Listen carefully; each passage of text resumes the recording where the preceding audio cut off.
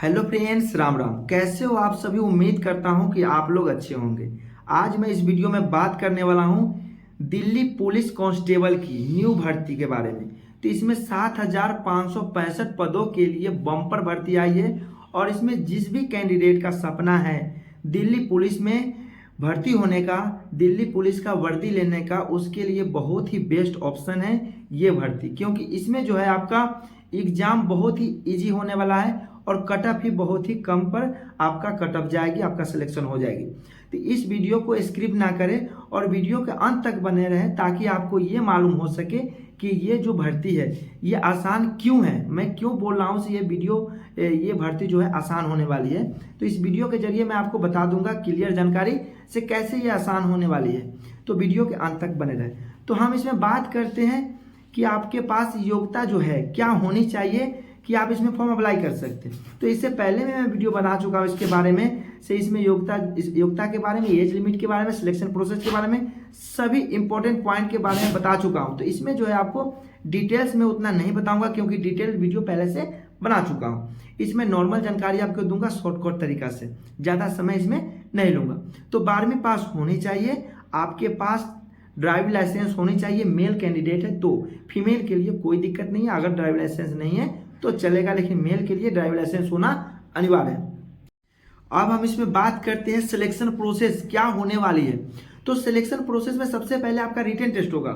तो written test जो होगा आपका वो कैसे होगा, ऑफलाइन होगा या फिर ऑनलाइन।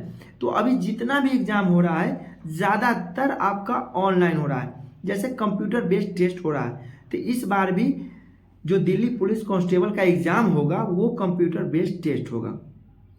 तो इसका जो कंप्यूटर बेस्ड टेस्ट होने वाला है कितने नंबर का, तो 100 नंबर का आपका टेस्ट होगा। 100 क्वेश्चन पूछे जाएंगे, 90 मिनट का समय रहेगा और आपका 1.4 की निगेटिव मार्किंग होगी। ये इसका एग्जाम पैटर्न है। इसमें जो क्वेश्चन पूछे जाएंगे वो जीके से और करेंट अफेयर से क्वेश्चन पूछे जाएंगे। टोटल 50 क्वेश्चन होंगे।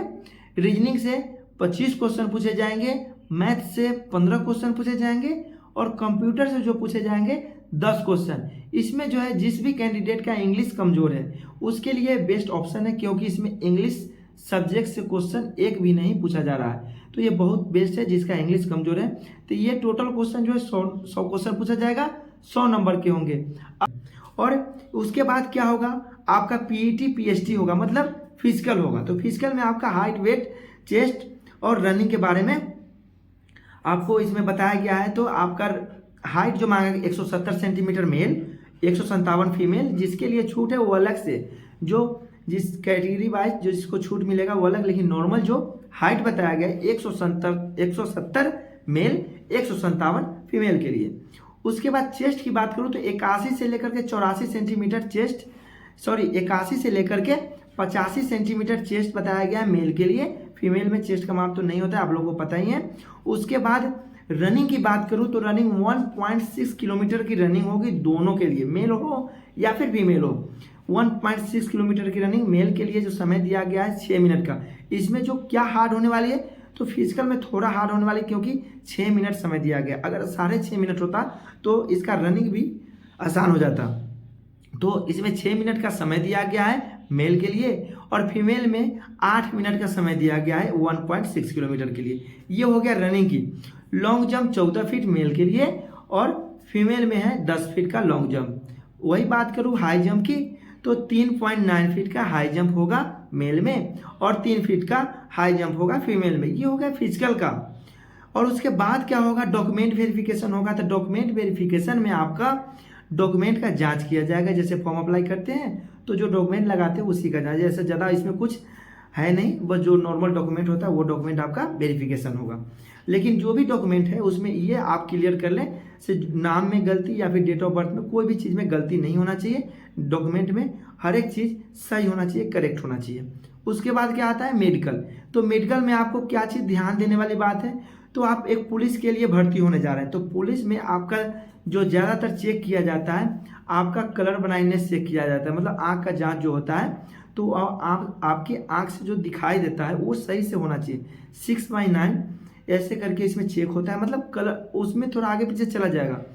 लेकिन कलर ब्लाइंडनेस होता है तो फिर उसमें दिक्कत हो सकती है। तो कलर ब्लाइंडनेस कैसे चेक किया जाता है, तो आपको जब वहाँ पे मेडिकल होगा तो वहाँ पे आपको ये 10 का ग्रुप या 5 का ग्रुप ऐसे बना दिया जाएगा, एक एक करके आपसे चेक किया जाएगा, आपको देखा जाएगा। एक टेबल रहेगा, वहाँ पे डॉक्टर एक नियुक्त होते हैं, एक अधिकारी नियुक्त होते हैं।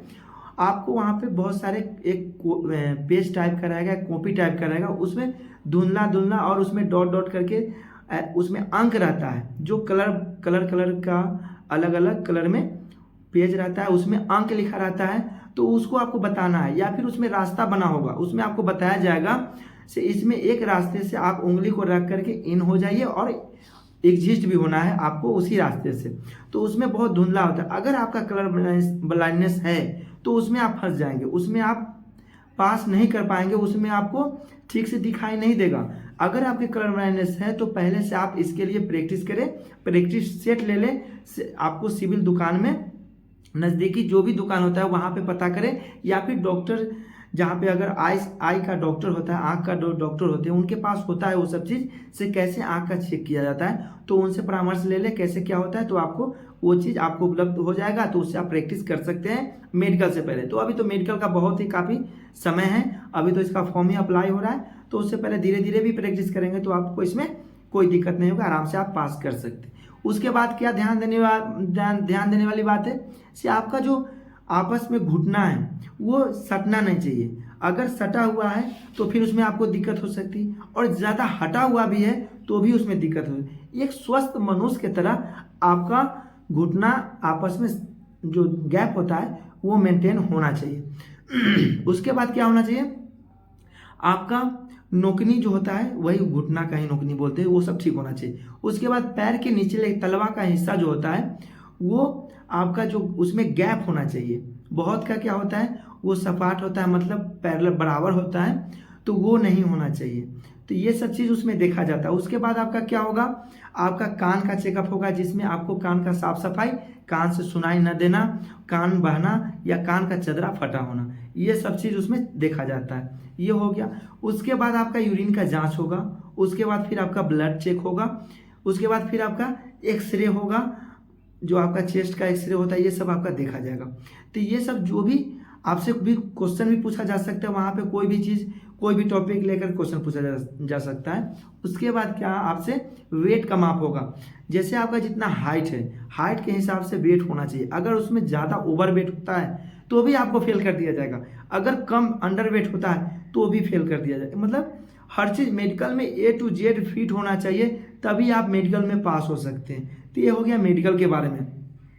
उसके बाद इसमें क्या है से आपको जो आपका जब सिलेक्शन हो जाता है, उसके बाद आपका जब ट्रेनिंग होता है, तो उसमें आपका सैलरी की बात करूँ तो उसमें सैलरी काफ़ी कम मिलती है, क्योंकि ट्रेनिंग टाइम में बहुत सारे अलाउंस जो होते हैं उसमें नहीं लगते हैं, बहुत से भत्ते जो होते हैं उस समय नहीं लगते हैं। ट्रेनिंग जब आप कंप्लीट कर लेते हैं तब जा करके बहुत सारे ऐसे होते भत्ते आपको दिए जाते हैं, जिससे आपका सैलरी अच्छी खासी होती है। जो फर्स्ट पेमेंट आपका जो आएगा 35,000 समथिंग आपका इन हैंड सैलरी आएगा, बाद में धीरे धीरे आपका अच्छी खासी सैलरी हो जाएगी। दिल्ली में आप जॉब कर रहे हैं तो दिल्ली एक राजधानी है, तो राजधानी में आपका जो बहुत सारे ऐसे भत्ते होते हैं, तो अच्छे खासे भत्ते आपको दिए जाएंगे। तो सैलरी के बारे में टेंशन न ले, सैलरी अच्छी खासी मिलेगी, साथ ही साथ आपका वर्दी का जो सपना है वो भी पूरा हो जाएगा।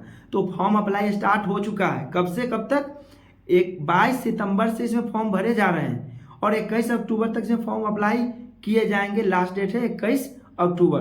तो इसमें जो भी इच्छुक है, जो इस वर्दी से प्यार करता है, पुलिस के वर्दी से, एक फौजी के वर्दी से, वो सब इसमें फॉर्म को अप्लाई कर सकता है। जिसको पसंद नहीं है उसके लिए तो कोई बात नहीं है, उसके लिए अलग बहुत सारे नौकरी हैं, लेकिन जो एक वर्दी लेना चाहता है उसके लिए बहुत ही बेस्ट ऑप्शन है। इसका करेक्शन का भी डेट बताया गया है। कब है करेक्शन का डेट, अगर आप फॉर्म अप्लाई कर लेते हैं 21 अक्टूबर तक, तो फिर आपको 29 अक्टूबर से लेकर के 31 अक्टूबर तक इसमें करेक्शन करने का डेट आपको दिया जाएगा।